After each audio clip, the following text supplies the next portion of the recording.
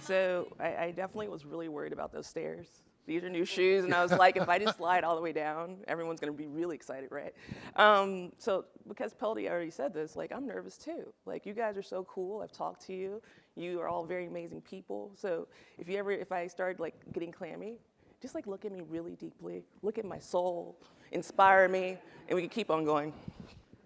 So this presentation, it's called The Many Flavors of Agile, What's the Right One for Your Team? And so I want to give you a little bit of background as to how this came about.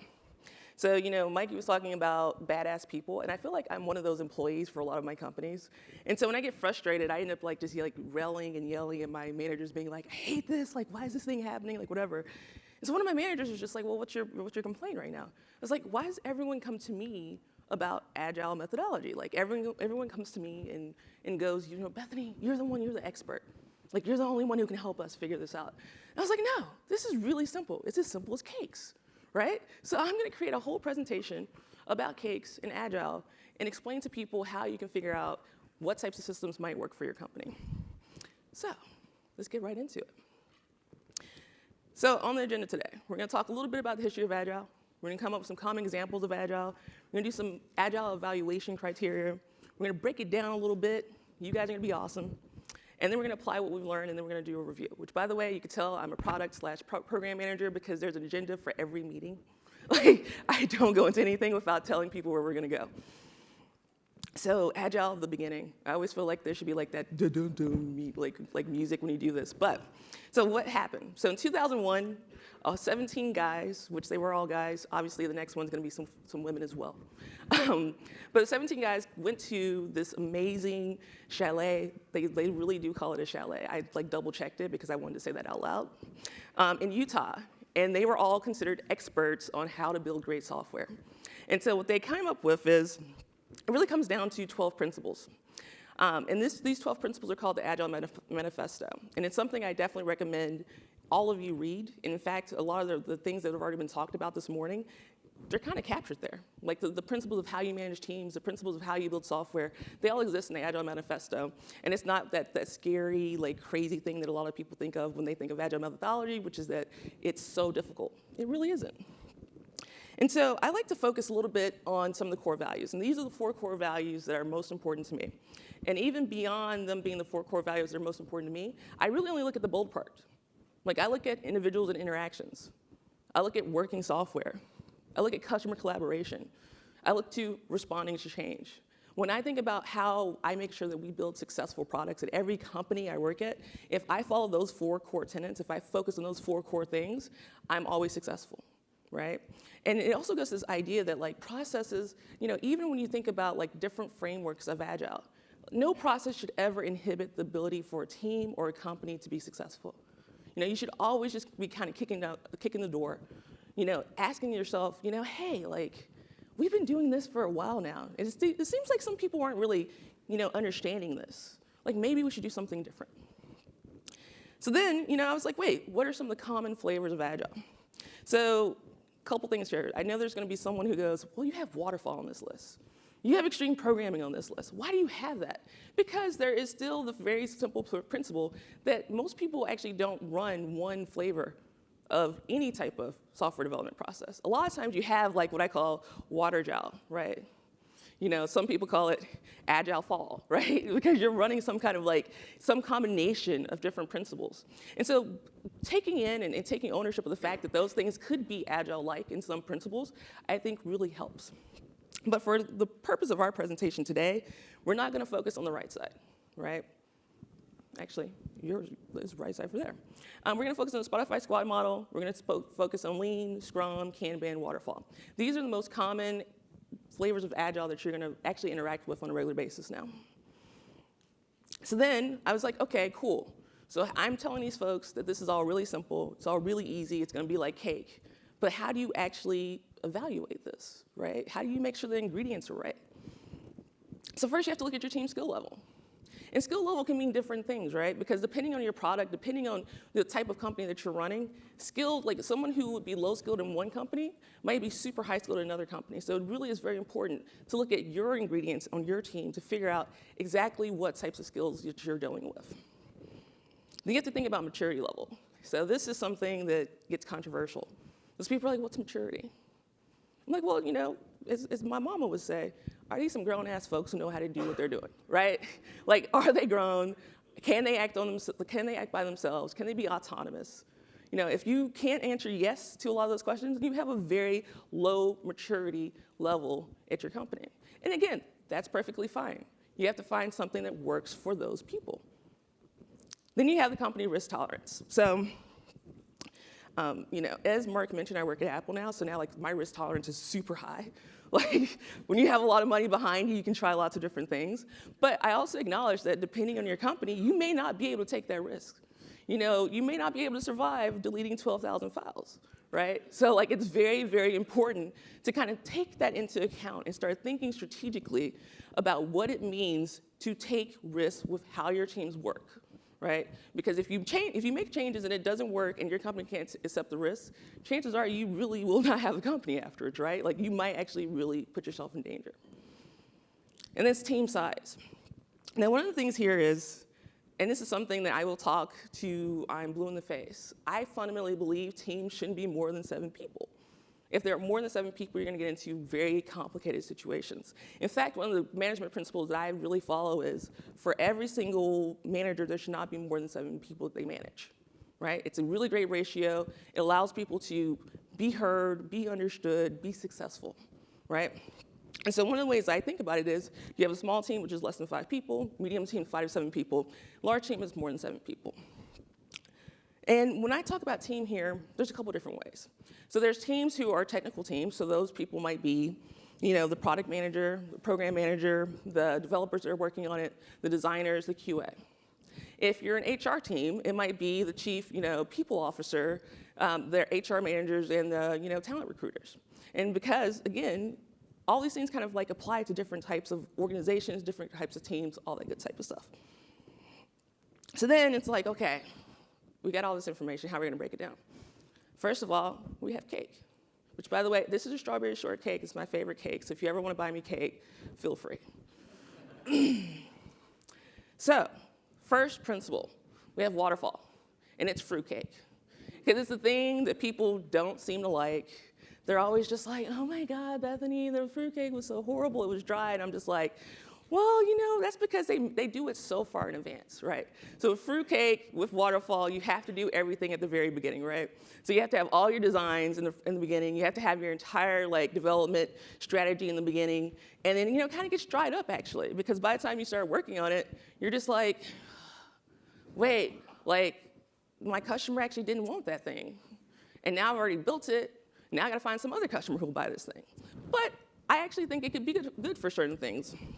So I really, really think for very, very large organizations or heavily regulated industries, it totally makes sense to want fruitcake, right? It totally makes sense to have predictable deadlines, predictable deliverables to make sure that you're going to land that contract. I think a great example of this, so I'm on the board of a health organization in Chicago, and we actually have an entire software development team that we work with, and they actually build our, you know, our patient system, essentially. And so every time we want to make a change, they're like, okay, cool, we'll make that change, but it's going to take exactly 8 months. Like, every single time. And then we're always just like, oh my God, like why does these other companies can do this in like a week? Why do you have to wait 8 months? And they're like, well, actually, we have to make sure that it's still HIPAA compliant. We have to make sure that every patient record is still there. We have to make sure that, because we have a custom solution, because we work with LGBTQ people, that you don't lose the field of like someone being gender non-binary. You know? And so it gets to this idea, though, that like it's much more important to have a sustained, successful situation versus actually iterating at the same pace as, you know, some other agile principles. So then let's talk about like the types of skills that you have to have. So the cool thing about, you know, waterfall again, because I'm going to talk positively about waterfall for an extended period of time. I know no one's used to this, but just get comfortable. I actually love waterfall because you can have a lot of different skills. Right? You don't necessarily have to have the most highly skilled people in the world because there's so many checks and balances and so many different things that you have to go through. A lot of time, you're perfectly good. You can have a super junior person working on a huge part of the business and have it not actually potentially negatively affect the business. You can also have lots of different levels of maturity. So again, in my experience, waterfall works best when you have some super junior people as well as some super senior people, because the super senior people have certain amounts of knowledge, certain amounts of understanding that will ensure that the documentation is done properly and well at the very beginning. And actually, this is one of the few times that you can actually operate with a much larger team. And actually, you probably have to, because if you really want to make sure you get the designs, you really want to make sure you have an engineering plan, you really want to make sure that you have customer input, it takes a lot of resources to get all that done at the very beginning. And also, waterfall is generally associated with a very low amount of risk, right? So like again, waterfall, even though it is fruitcake, and we don't always like fruitcake, can actually be super wonderful depending on what industry you're working in. So now we're going to go to Kanban. So when I was doing this presentation, I thought it was really great. So my work wife, who's my QA, was like, Bethany, I'm going to help you figure out which cakes you're going to do. And she's like, I'm going to start Googling cakes and what they mean. And so she was like, Kanban has to be tiramisu. And I was like, why does it have to be tiramisu? She was like, it literally means to pick up. And that's what Kanban is. You just pick up what's in there. And I was just like, girl, you're trying too hard on this presentation. But it worked out. It totally worked out. So in my career, I've really been very fortunate in that the entire way I got involved in Agile was because someone was just like, I saw this thing called Kanban, and you seem smart enough, you go figure it out, right? And that just took me down the whole rabbit hole of what Agile could be. And it's because with Kanban, it's so simple. Almost any type of team, like any type of team, this conference's team could throw a Kanban board up, and instantly everyone would be able to understand what's most important and in which order something should be done. I actually worked with a team, an HR team, at a company's like, 1,800 employees. And they wanted to do a project on, making sure everyone had a specific path to success. So it's like, okay, you're a product manager. What is your potential, going from this job to this next job to the next job after that? And I was just like, well, guys, like, we can't do this the way you guys have been talking about it. I heard about this thing called Kanban. Let's just use this board.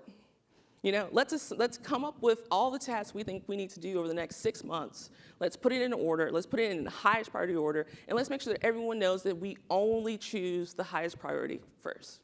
And what's really great about this is it made it so easy for everyone to understand what we were doing and like whether we were behind or not. Now, as a product manager, I kind of hated it because, to a certain extent, I'm just like, well, but what if I really think I want to reprioritize? Like, I can't independently do that because we've all agreed what's the most important thing. But as a team, the team was just like, this is the most visibility I've ever had on any project I've ever done. And I also feel completely empowered to just do the work. Like, I don't have to go talk to my boss. I don't have to go talk to this person over here because this thing is right in front of me and I can pick it up because it's the most important thing that we're working on. And so it's always really good for highly self-organized, mature teams. But what's really interesting about it is it requires a very low skill level, right? Because you can do this with any team, you don't necessarily have to have the most talented, most impressive people in the world doing it. You just have to have someone who's mature enough to go, this is the highest priority item. I do also recommend that it's for small teams. I've never seen Kanban work exceptionally well for a team that's more than 7 people.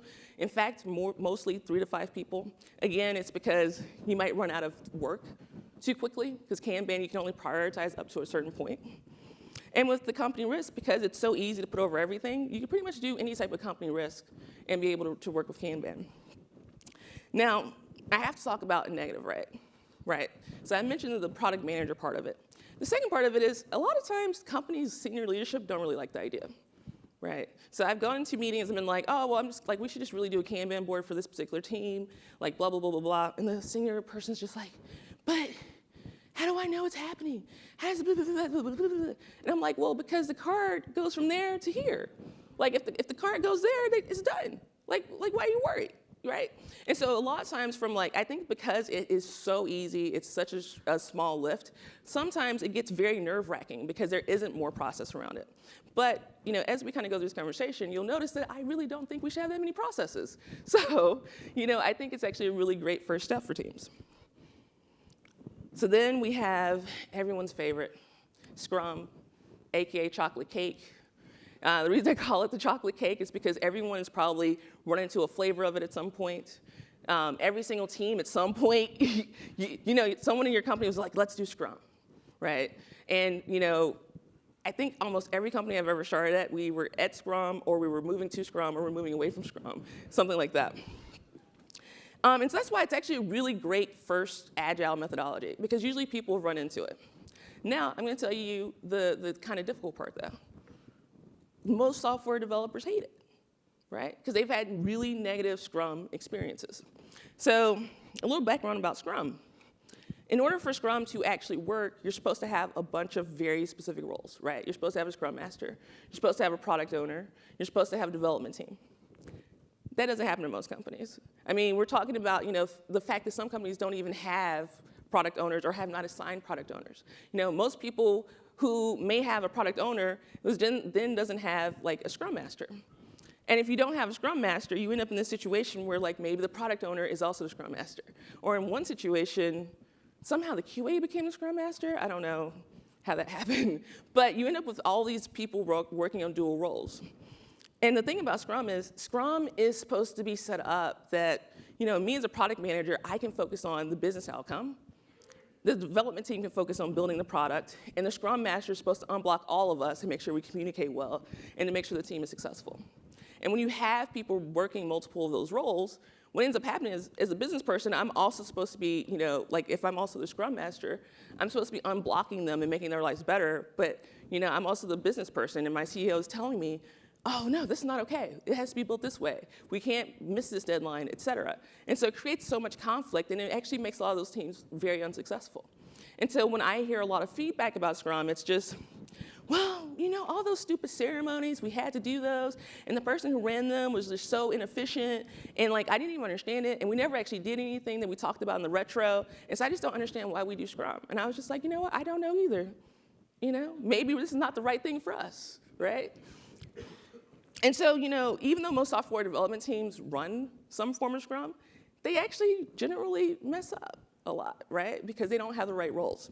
And actually, I was reading this really great article. I was talking about the fact that, so waterfall actually, more than 50% of teams that reported in this survey actually run waterfall. And then another like quarter to 30% actually run Scrum. And the two teams that kind of responded were like, I'm going from waterfall to Scrum, or I'm going from Scrum back to waterfall, right? So it's actually really, really interesting how this kind of goes. And it also shows that like a lot of tinkering has to happen consistently, right? Because you don't really know if this is the right one for you at all times. So let's just go back to the breakdown. So again, Scrum's great because you can have a lot of different skills, right? It doesn't really make a difference what type of skill levels you have. Team maturity doesn't really make a difference. Team size, small and medium. And company risk, I put, like medium because as I've kind of gone through this career thing, what I found is that companies that can take a little bit of risk but are not low risk, right? Like they're not like averse to risk. They generally do best with Scrum, right? And I think it's partially because of Scrum with the actual sprint cycles. It makes it very, very easy and simple for leadership to understand when things are going to come, what data is going to happen on, and then they love that routine, all the time. Of course, development teams hate it, because most developers are just like, well, Bethany, I said it was 3 sprints, but it was like 4 sprints, it's like 5 sprints. Like I don't know it doesn't have to be this specific, right? And so it's always kind of like this push-pull between leadership and the development teams. So then we get to my favorite, which is why it's funfetti cake, and this is lean. So I call lean the race for the MVP, right? The entire point of lean is I need to get to my MVP as quickly as possible so I can go get learnings, so then I could go do a whole new MVP again. And I actually love that. I love just building stuff like all the time, not even like looking back at it and being like, oh, I got enough data, I'm just gonna build something else. I don't know why. I actually probably lack follow through like Mikey as well. But I just really, really, really love building stuff and getting feedback and just like kicking butt and taking names and doing it again. And so I work really well with really highly skilled developers and teams of expert knowledge in their given field. So one of my companies that, it was like so shocking to me to be at a company that ran all lean, like an entire company that ran all lean, that was $1 billion company, and nothing like burned down. And I was at cars.com, and the chief product officer just came in and he was like, guys, like, why is it that it takes like 6 months? Why does it take a year? Why does it take 2 years to release basic things? At the time, we were losing so much market share to car gurus, and car gurus basically had the exact same thing that we had. The only difference is that they had way less code, they had way less bureaucracy. And so he came in like the first day, was like, we're gonna do lean. A lot of people said no. So he was like, okay, well, you're all fired. We're doing lean. And I was like, well, I'm gonna do some lean, right? You know? Right. And it was one of the best career experiences of my life. Because one of the frustrations I'd had as a product manager program, as someone who was very responsible for the business outcomes, it allowed me to tell developers, you're smart. Like, you're intelligent. You know more about this code base. And I've been here for 2 months. You've been here for 5 years. Like, you know more about what we should or should not be doing than I do. And so I got to take on partners for the first time in my career. I didn't have to tell people what to do. All of a sudden, they're truly self-organizing teams. They're truly agile teams. They would just come to me, like, I would really come in, well, first of all, I'm gonna be truthful. I'm not a morning person, and I'm also living on the West Coast, so it feels like it's 8 o'clock to me right now, so y'all are lucky I'm this awake. And so normally at work, I come in at like 9:45. I'm like, hey, y'all, how are you doing? And at 9:45, they'd be like, Bethany, we made all these 5 or 6 strategic decisions. We think they're gonna do all this different type of stuff. Thumbs up or thumbs down? And I was like, well, you said it's a lot of money. Thumbs up, right? And it was such a great opportunity. And it was such a happy team. It was probably one of the happiest teams I'd ever worked with. Because for the very first time, they were empowered to make solutions, right? If they weren't just following behind me, like waiting for me to give them some kind of response that said that they were allowed to be free. Like, they just knew they could be free, right? Secondly, all of a sudden, I had developers who were like, yeah, the MVP has been out for 2 weeks. I went ahead and pulled the dashboard. Look at what the data says. Like, I'm not a business person like you, Bethany, but it looks like we should do some more of this. And I'm like, oh, man. And my favorite part, I just got to go in front of the CEO and be like, yeah, we're making a lot of money. Because look at this dashboard this guy like pulled for me, and I get to show up and just look great, right? And so that's why I'm such a huge fan of lean. But the thing is, it's kind of hard. Running lean is hard. And in fact, when I left Cars, there are a couple teams that just weren't ready for lean, right? They just could not comfortably run lean. And it's because they didn't have the right mix. So here I tell you, you have to have a high skill level. You have to have a high team maturity. You have to have a small and medium team. And your company has to be really, really willing to take risks. So what happens with infrastructure teams? So some of the infrastructure teams were just like, we cannot take these types of risks. Like, we feel very uncomfortable with this. We want to actually just continue to go with Scrum. Or we're going to continue to go with Kanban. Which actually makes sense, because when you do Agile properly, all of a sudden, different parts of it work differently for different teams. And in fact, that's how we got the Spotify squad model. So first of all, this is my second favorite cake. It's like an Oreo ice cream cake, because I like to have my, my cake and eat it too with my ice cream. I don't know. I'm very complicated like that. So, Spotify squad model. How many of you have actually heard of the Spotify squad model? Okay, so we got some real people who have been here. So what I love about the Spotify squad model is not everyone has to do the same thing, right? Because when you truly become agile, each different team, each different part of the organization may need to operate differently, and they need to make that choice, right? With the Spotify squad model, this team over here can run Kanban, this team over here can run Lean, this team over here can run Scrum, right? And the only thing you have to do is, when you work on projects, so for instance, at my last company, one of the last projects I worked on, I touched on 4 different teams, right? So 4 different teams, completely different principles of how we work, because we all had our own working agreements. And so when we had our first meeting, someone got up on the board and was just like, okay, so which type of communication system are we gonna use? Are we gonna use Slack? Are we gonna use Confluence, et cetera? How are we gonna document the work? Are we gonna use Trello? Are we gonna use Jira, right? And so we came up with a working agreement on the fly in the first 20 minutes of our meeting on how we were gonna work on a 6-month project, right? And because we were free enough with the Spotify squad model to do whatever made sense for us, And it was like this really great moment, because it goes like straight from where Lean is like all autonomous and I just look good without even trying, to we have to actively choose to work well together, right? And it's something that I found when I was working with different development teams throughout my career. A lot of times people don't make that active choice, right? Instead, they're like, well, I'm the infrastructure team, I'm gonna do it like I want, you have to do this, blah, blah, blah, blah. And I'm just like, girl, we gotta go make money. Like, why are we arguing over what board we're gonna use? Like, why are we arguing over how many times we're gonna have meetings? Like, instead, let's just focus on freeing ourselves up from these processes and just do the work, right? And it just made a huge difference. But the thing about a Spotify squad model is that you have to trust each other. And this is one that, I think that, even through some of these conversations, we've talked about how you inspire employees to do their best work, right? Like, ultimately, that's what kind of the things we're talking about. Like, how can we unblock people? And one of the biggest blockers is trust. Like, how can you trust, Sally over there is gonna actually do the things that she says she's gonna do, especially when she doesn't work on the same team as you do all the time, right? And so when you go into these models, though, you just have to give it up. You just have to say, like, I trust that every single person who works at this company is going to do the things they say they're going to do, and when we come up with a working agreement, it's going to actually work. And so, ultimately, you do have to have a lot of high-level skills. You have to be very mature. You can be, medium to large size, and your company has to be able to take risks. Now, I want to really hone in on the company taking risks. So I mentioned lean, that's where you also have to be comfortable taking risks, and now I'm doing Spotify squad model, where you also have to be comfortable taking risks. So I think a great example from my own career, I was working at this really interesting, not startup, but startup, like those ones that are like a teenager, they aren't crawling anymore, they're kind of running, but then they just trip all the time. I was working at one of those companies. And it was so funny because the leader came and he wanted to be lean. He was just like, oh yeah, I'm like the coolest dude ever, I give up control so easily, we're gonna do lean. And I was just like, I don't think that's gonna work at this company. And he was just like, why not? I was like, you sure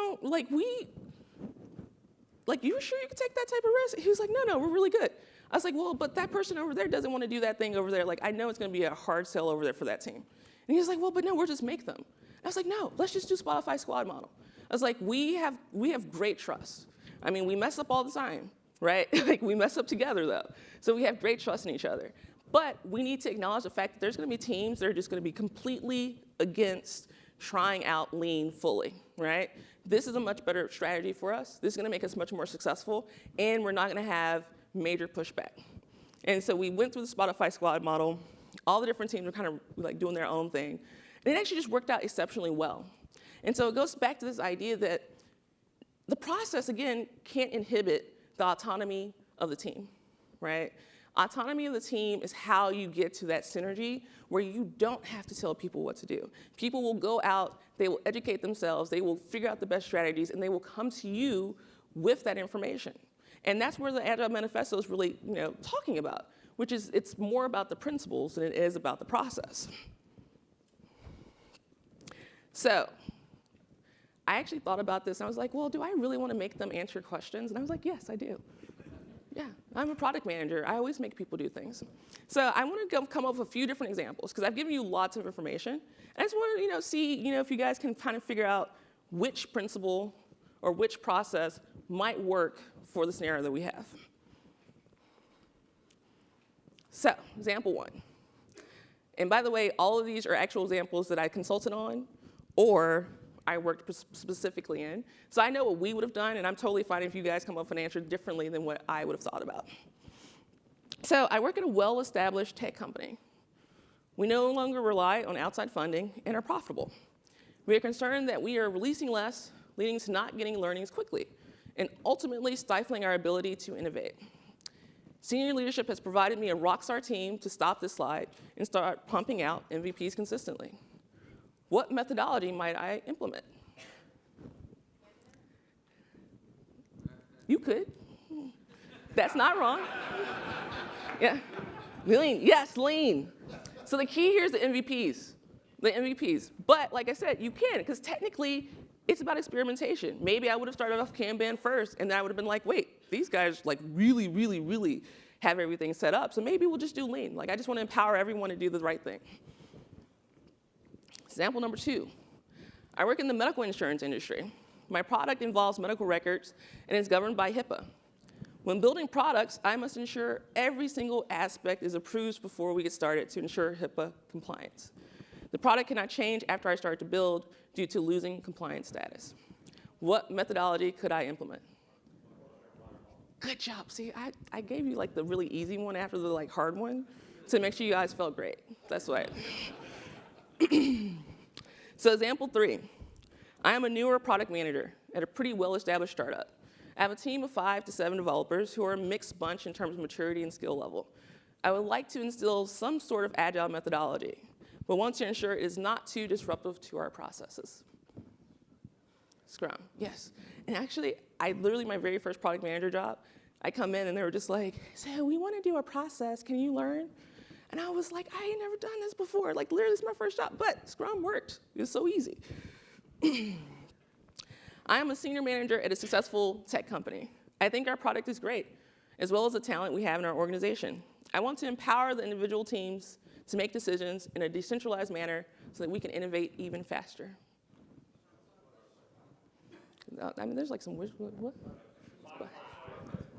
Y'all getting this, I like this. I feel like I'm educating people, this is great. I am a manager outside of the tech portion of my organization. I love how quickly the tech teams release products and innovate for the company.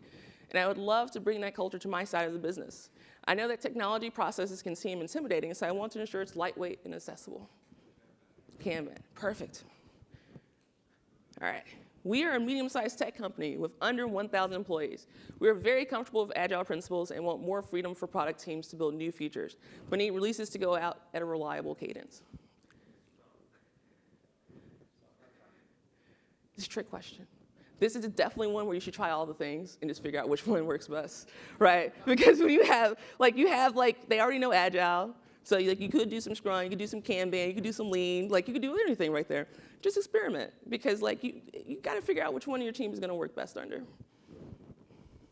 So in review, I totally lifted this from the Spotify Squad Model article because I just think it's great, right? Because Agile fits all different types of appetites. And really, all you're really trying to figure out is whether we have alignment and how much autonomy we want to give our folks, right? And so, for me, I'm the person who's in that top corner over there.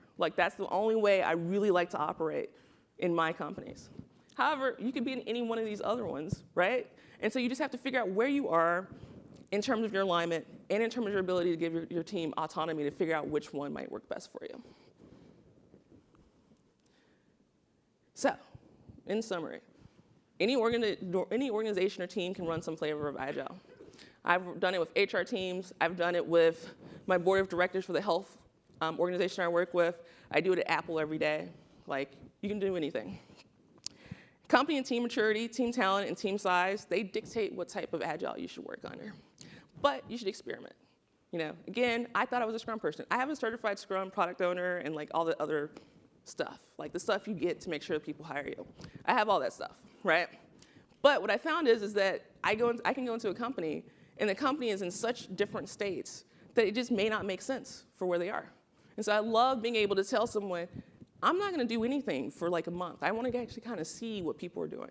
And I was like, well, maybe we'll do this after a month, but in 3 months I may change my mind. In 6 months I may really change my mind because maybe we've empowered people so much that we can move straight into Lean, which is where I want to be all the time anyway, right? So those are different types of things. And I don't know if I've said this enough, but process just really should not inhibit autonomy, right? No process is worth having a bunch of folks who don't feel empowered to do the work. And waste is an enemy. So this is that old school Toyota talk. How can we avoid waste? How can we avoid wasting time, money, effort, energy, spirit? Let's not do that. So, questions?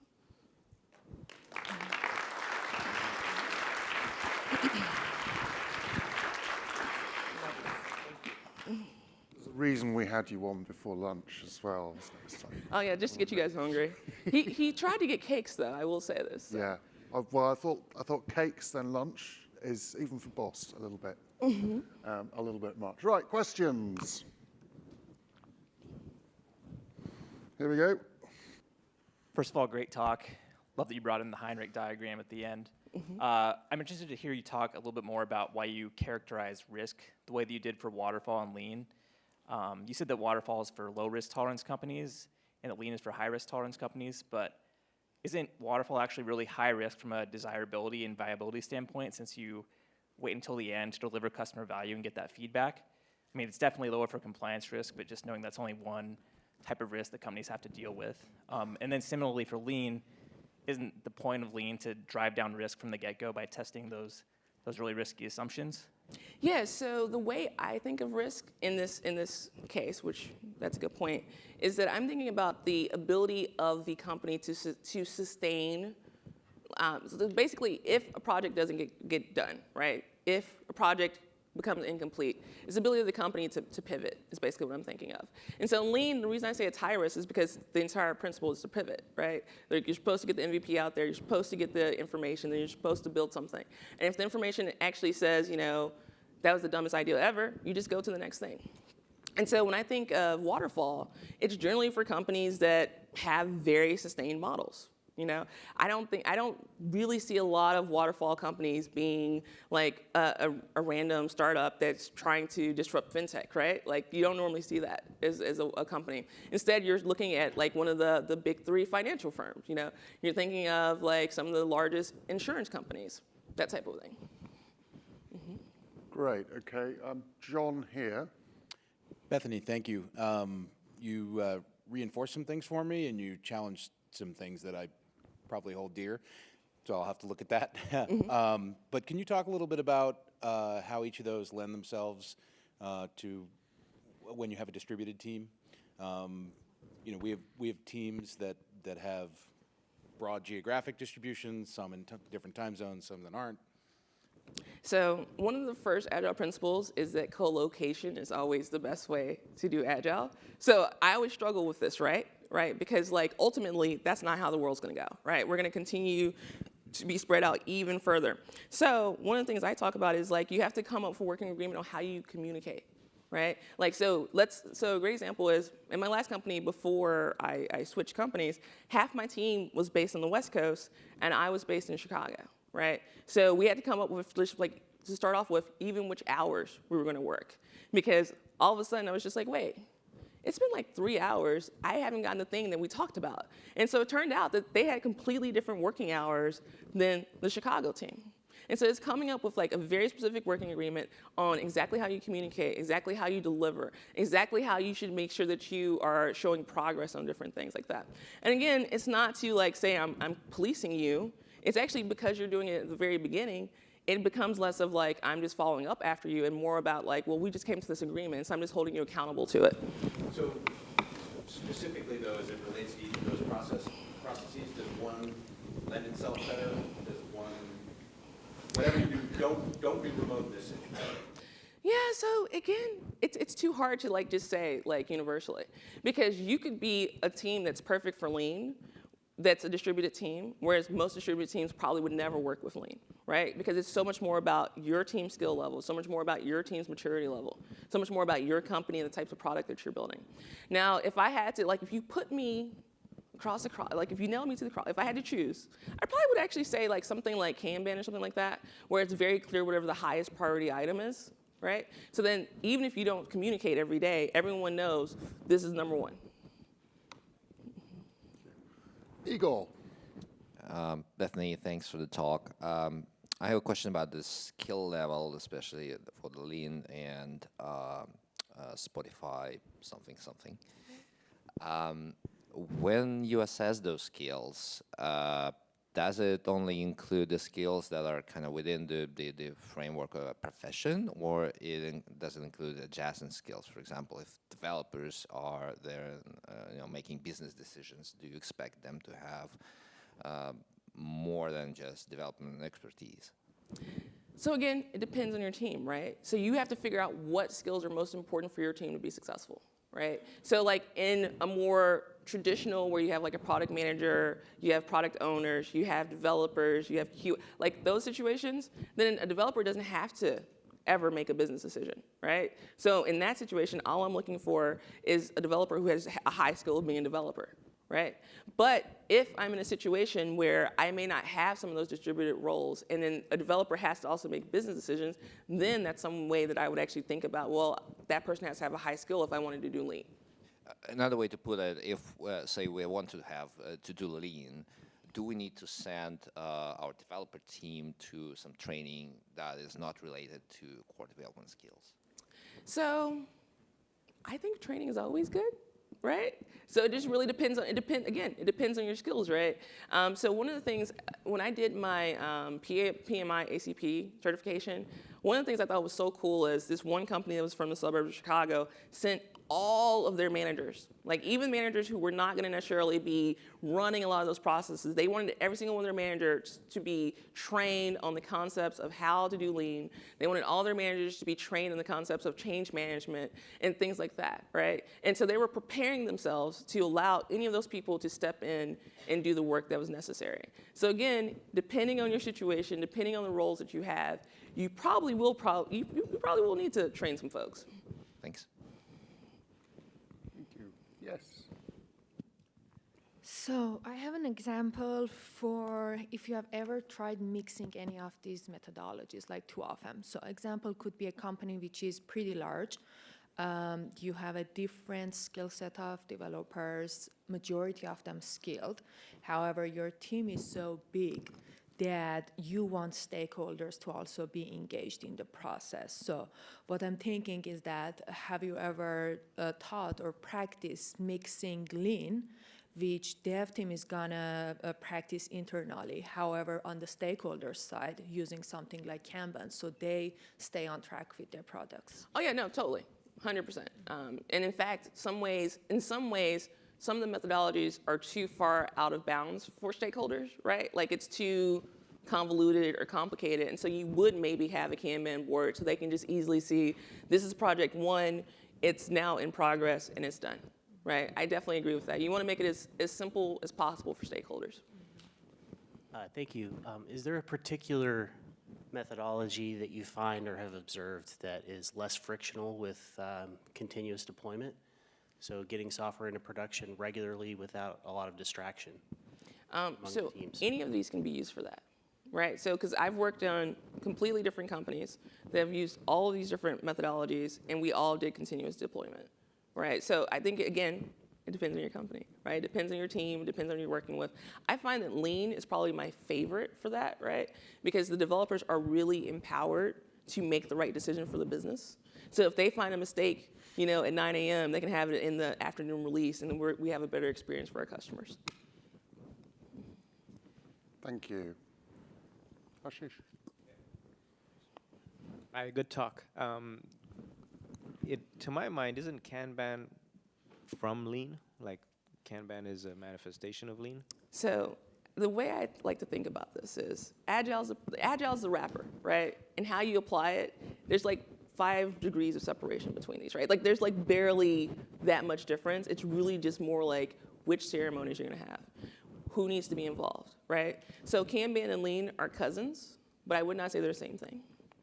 What would be the characterizing difference between the two? So with Kanban, again, this is a very simple principle, which is what work do we need to do? What work are we currently working on, and what's done? Lean can have that exact same principle, but it's way more about autonomy, right? So the thing is, you don't need to have a list of what needs to be done, because your team can just decide that morning, we want to race to this MVP to do this XYZ thing, and that may not be on the board, right? Because you've got new data that says that like this isn't the way you should move. Doug. Maybe I'm just a crazy redneck from Nevada that doesn't know anything. But my vision of Apple is the stuff that I get from Apple comes once a year, which makes my brain say, waterfall, where's the lean coming in? So one, you notice I did not mention Apple, Gotcha. and I will not mention Apple. So there we go. Cheers.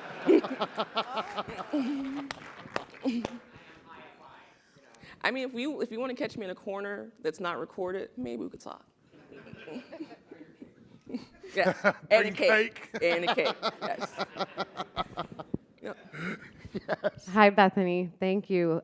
Chicago representing right here. Yes. Up here. Awesome. So as I'm sure you've seen in implementing Agile, I have dealt with a lot of resistance to the change and challenges with adoption.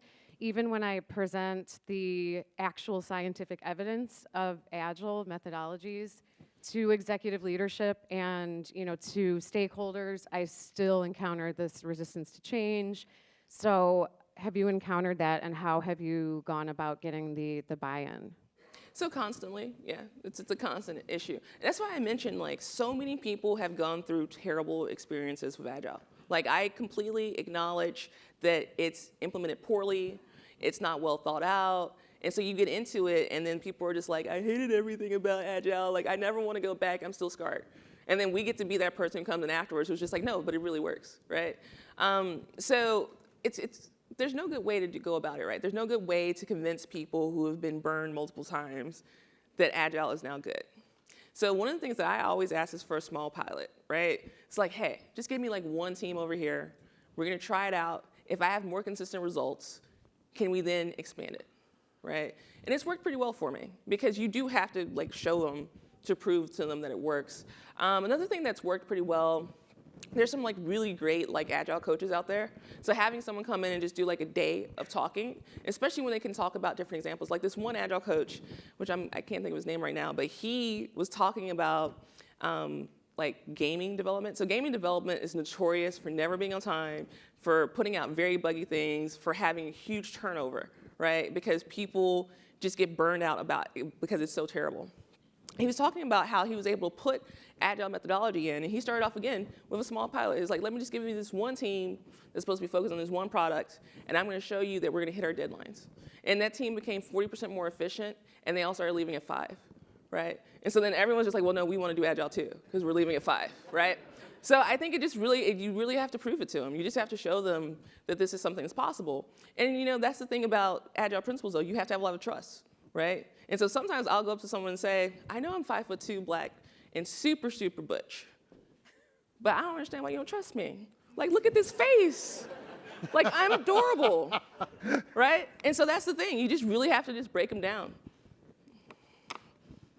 Thanks. Mm-hmm.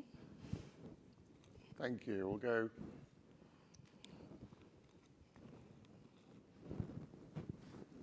Thank you so much for a wonderful talk.